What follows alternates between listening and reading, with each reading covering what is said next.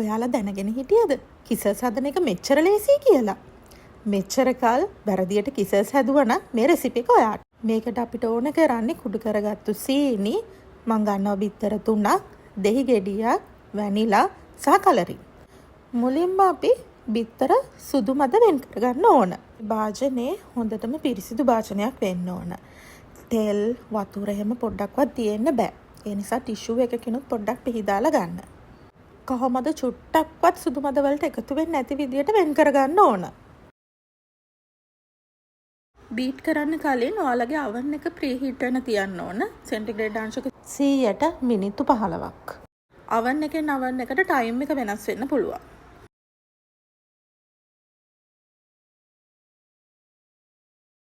මං සම්පූර්ණ සුදු මදවල බර ප්‍රමාණය මැනගත්තා. මොකද ඒ වගේ දෙගුණයක් තමයි අපි සීනි එකතු කරන්න ඕන.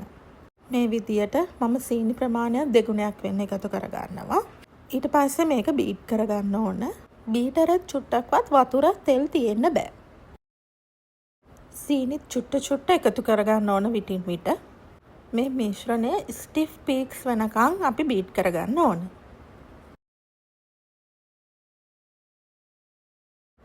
වැනිලා සහ දෙහි බිංදු 2-3කුත් මම මේ අතරතුරදී දාගන්නවා.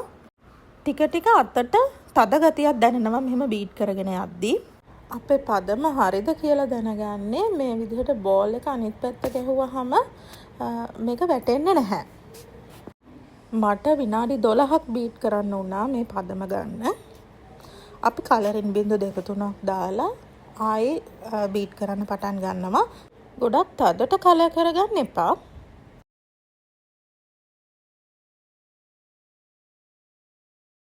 මම පයිප් කරගන්න පාවිච්චි කරන්නේ 1M nozzle එක.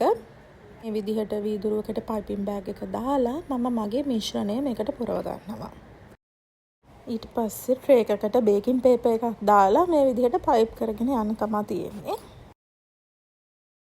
දැක්කනේ හරි ලේසි මේක. වරදින්නේ නැහැ බය නැතුව හදන්න. වැඩි වෙලාවක් යන්නේ නැහැ මේක හදන්න. මේ වගේ තැටි දෙකක් මං හැදුවා. මේ විනාඩි 50කට පස්සේ දැන් හොඳට බේක් වෙලා තියෙන්නේ. අපි එළියට අරන් බලමු.